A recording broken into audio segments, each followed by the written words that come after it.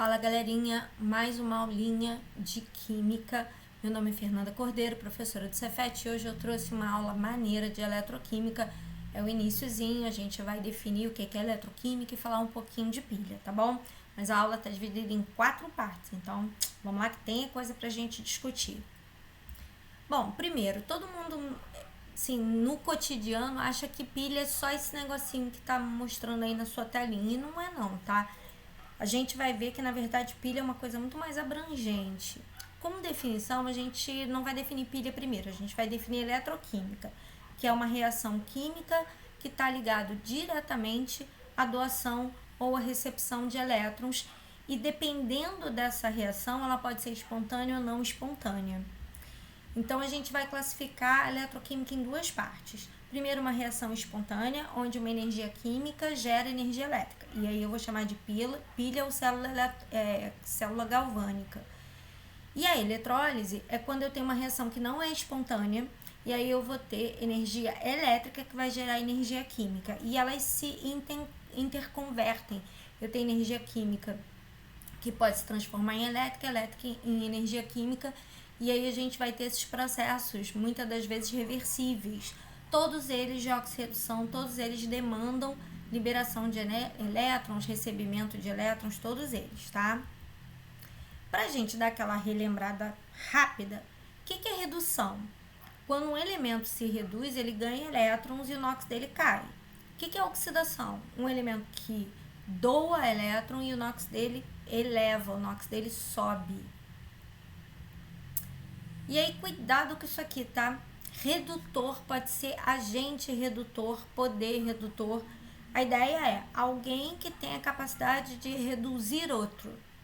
Então, um determinado elemento, se eu chamá-lo de redutor, ele tem a capacidade, ele se oxida, e quando ele se oxida, ele obriga outro a se reduzir. Então, ele é o agente da redução do outro, por isso agente redutor ou apenas redutor. A mesma coisa oxidante, a gente diz que o oxidante, ele é o agente da oxidação do outro. Então, ele tem que sofrer redução. Quando ele se reduz, ele obriga o outro a se oxidar. E aí, ficar atento para não confundir oxidação com agente oxidante, redução com agente redutor. Aqui a gente tem um exemplo onde o A ele tem bastante elétron e ele está doando elétron, ele está perdendo elétron. Então, ele está se oxidando. E aí, ele é o agente redutor do B. O B, por sua vez, recebeu esses elétrons. Então, o B sofreu redução. Mas ele próprio, né, quando ele se reduziu, ele oxidou o A. Então, ao se reduzir, oxida o outro. Ao se oxidar, reduz o outro. Tá? Então, fica bem atento. Normalmente, quem tem um poder grande de sofrer oxidação é péssimo para receber elétron. Quem é bom de receber elétron é péssimo para doar. Então, de um modo geral, quem é um oxidante forte vai ser um péssimo redutor. Quem é um redutor forte vai ser um péssimo oxidante. Em suma, quem tem muita chance de ganhar elétron não quer doar. Quem quer doar elétron não quer ganhar. Mais ou menos essa é a ideia. Basicamente, no século XVIII, a gente começa a ter o estudo da eletricidade como uma energia. Eles não sabiam exatamente o que era, eles conseguiam friccionar corpos e perceber que aparecia uma carga elétrica, mas eles não tinham exatamente ideia do que vinha a ser isso. Até que em 1780, Galvani ele vai fazer uma experiência com patinhas de rã. E ele pega as patinhas de rã, coloca elas, lembrando que patinhas de rã é um tecido úmido, né? E tem elétrons que podem se mover porque ele tem musculatura, que tem água, sais minerais, ele tem nervos, que são condutores, né? E aí ele coloca metais diferentes, ele bota, por exemplo, cobre e zinco, e liga uma patinha na outra e as patinhas começam a se mexer sozinha. Bizarro, né? Bizarro. Bom, Giuseppe Volta, ele pega essa ideia e ele dá uma melhorada nela, até porque na época não tinha geladeira e patinhas de rã rapidinho fedem, né? Imagina que situação. Então ele troca o organismo vivo da patinha da rã por tecido molhado, tecido úmido, com uma solução parecida com o que tinha lá dentro das patinhas da rã. E aí ele vê que também consegue gerar esse mesmo fluido diferente, esse mesmo fluido que eles não sabiam exatamente o que era, e que depois ele foi chamado de eletricidade, mas ele conseguiu gerar da mesma forma, só que sem o fedor das patinhas apodrecendo. Isso em torno de 1800. O que Alessandro Volta fez, e daí o nome pilha, ele empilhou cobre, zinco, cobre, zinco, cobre, zinco, cobre, zinco, e no meio deles ele colocou feltro embebido. Na época ele usava muito ácido para fazer isso. Então ficava aqueles discos, né, de metais diferentes, e no meio dos discos, né, tecido úmido, tá? E aqui, ó, ele prendia um fio, e esse fio então conduzia eletricidade de um polo ao outro. Se ele encostasse, tomava um choquinho. Não era nada muito grande não, mas tomava um choquinho. E aí, mais à frente um pouquinho, o Daniel ele fez uma pilha que, na verdade, não é que a pilha fosse diferente, a montagem é que era melhor, porque na montagem da pilha de Daniel, o que ele faz simplesmente é uma montagem que ele consegue aproveitar. Deixa eu só dar uma ligadinha aqui, que tá ficando quente o meu quarto. Ele só conseguia aproveitar aquela energia, ele conseguia aproveitar o fluido para movimentar algum aparelho. Essa foi a diferença. Ele fez uma montagem, ele conseguiu uma montagem que conseguia aproveitar aquela energia que hoje a gente ligaria um rádio, ligaria uma luz, enfim, ele só conseguiu fazer isso. E uma outra coisa que ele fez de bem legal é que ele trocou as soluções que eram ácidas por soluções de sais. E aí, vapores ácidos pararam de sair, então ficou uma pilha mais segura. Ele fez algumas experiências para chegar nessa pilha. Então, ele pega uma lâmina de zinco, uma lâmina de cobre. Primeira coisa, na verdade, que ele faz é colocar zinco no zinco e cobre no cobre. Então, ele bota a lâmina de zinco na solução de zinco, a lâmina de cobre na solução de cobre e descobre que nada vai acontecer. E aí, nada aconteceu. Aí, ele resolve inverter. Então, o que ele faz depois é colocar o cobre na solução de zinco. A solução de zinco, ela é incolor, e com o tempo ela continuou incolor e o cobre continuou do jeito que estava. Nada aconteceu com o passar do tempo. Na segunda, ele percebeu que se ele colocasse a solução de cobre, que é azul, aliás, fica esperto, hein? Toda vez que ele falar de uma solução azul, já fica esperto, provavelmente solução de cobre 2, mais provavelmente sulfato de cobre 2. E aí ele coloca o zinco numa solução de sulfato de cobre 2. Com o passar do tempo, ele percebe que a solução vai ficando clara. Ela vai deixando de ser azul. E aquela placa de zinco que estava prata, né, estava cinza, ela começa a ganhar um banho avermelhado. Aliás, fica a dica aí, ó, metal avermelhado, né, um sólido avermelhado, ele provavelmente está falando do metal cobre zero, tá? Se ele falar de metal avermelhado, já fica esperto, provavelmente ele está falando de cobre zero. E aí ele percebeu que a reação que estava acontecendo, na verdade, era uma simples troca, onde ele tinha aqui uma solução de sulfato de cobre, e aí o zinco trocava de lugar com o cobre. O cobre ficava cobre zero, e faltou um parênteses aqui. E o zinco ficava na solução de sulfato de zinco. E aí a solução ficava incolor. Claro que ela não vai ficar totalmente incolor, porque não vai conseguir reagir 100% da solução, tá? Mas ele consegue reagir uma grande quantidade. Bom, aí ele vai explicar. E como é que ele consegue explicar isso? O zinco, que era metálico, ficou na solução, virou zinco mais 2. E o cobre, que era mais 2, ganha os elétrons que o zinco doou e vira cobre zero. Então, o zinco sofre oxidação, indo de 0 a mais 2, e o cobre sofre redução, indo de cobre 2 mais a cobre zero. Se você me perguntar quem é o agente oxidante é quem sofre redução. Então, nesse caso dessa reação que está mostrando aí, seria o cobre 2. E o agente redutor seria o zinco zero.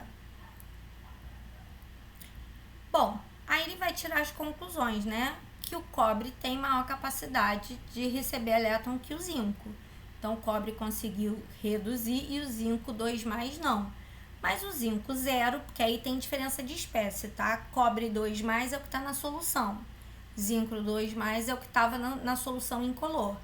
Zinco 0 é a plaquinha metálica, cobre 0 é a plaquinha vermelha ou aquele banho vermelho que ficou em cima. Então, a gente diz que o zinco 0 tem mais chance de doar elétron que o cobre 0. E que o cobre 2+, ganha elétron mais fácil que o zinco 2+. Essa foi a conclusão que ele chegou.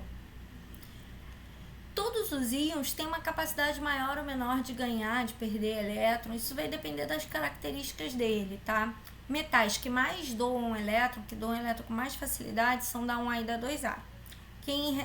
Metais que mais recebem elétrons são os metais nobres, que a gente vai ver que são 6. O cobre, a prata, o mercúrio, a platina, o paládio, o ouro. Esses são elementos metálicos que têm muita chance de ganhar elétrons, tá bom? E aí, como é que funcionam as reações que ocorrem nos eletrodos, né? Aí a gente vai separar as reações. A gente vai chamar de semi-reação de oxidação e semi-reação de redução. Nesse caso aqui, houve uma redução. O NOx mais 2 está indo a NOx 0. Então, cobre 2+ está ganhando 2 elétrons e virando cobre 0. Lembrando que elétron é negativo, tá?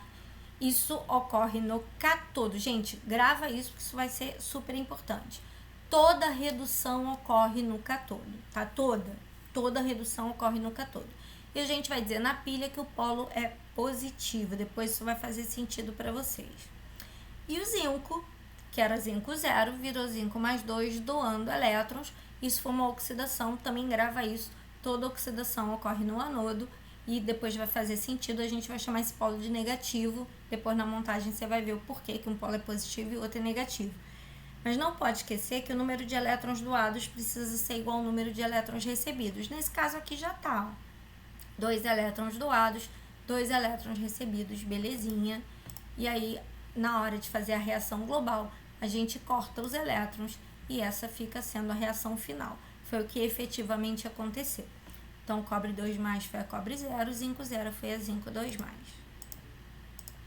Na montagem da pilha de Daniel, quando ele montou essa pilha, o que ele pensou foi o seguinte: vou colocar zinco numa solução de zinco, cobre numa solução de cobre, mas vou ligar uma na outra e vou botar um aparelhinho aqui no meio. E aí ele percebeu que a pilha não funcionava. Aí ele decidiu fazer uma ponte salina. Nessa ponte salina tem sais, tá? Bastante concentrados. E esses sais vão ajudar a equilibrar essa solução. Então, basicamente, o que vai acontecer é o seguinte, ó. Na solução de sulfato de zinco e a solução de sulfato de cobre são produtoras e condutoras de elétrons. Então, aqui o zinco vai sofrer oxidação. Ó. Ele é o anodo e ele sofre oxidação. Então, zinco 0 passa a zinco 2+. Então, aqui vai encher de zinco 2+. Aqui é o contrário. O cobre 2+ ganha os elétrons. Você está vendo que o elétron está vindo pelo fio e está chegando aqui? Esse cobre recebe esses elétrons e fica aqui na solução. E aí, o que acontece é que eu preciso, né, de ajustar essas cargas. Eu preciso que, como aqui vai ficar com muito zinco e aqui vai ficar com pouco cobre, porque o zinco oxidou e aqui vai ficar lotado de zinco. E como o cobre reduziu, vai ficar com pouco cobre, eu preciso que a ponte salina entre para ajustar essas cargas. Aqui eu estou com excesso de carga positiva, aqui eu estou com menos carga positiva. Basicamente, como é que eu represento a pilha? Quem oxida primeiro, tá? Primeiro quem doa o elétron, ninguém recebe se alguém não doar, então primeiro quem doa e depois quem recebe. Primeiro a oxidação, depois a redução. E aqui essas duas barrinhas a gente representa a ponte salina, que é o que vai equilibrar as cargas. Então, o zinco 0 doou o elétron, virou zinco 2+, e o cobre 2+ recebeu o elétron e virou cobre 0, tá? Então, a gente vai ver agora como é que funciona a ponte salina.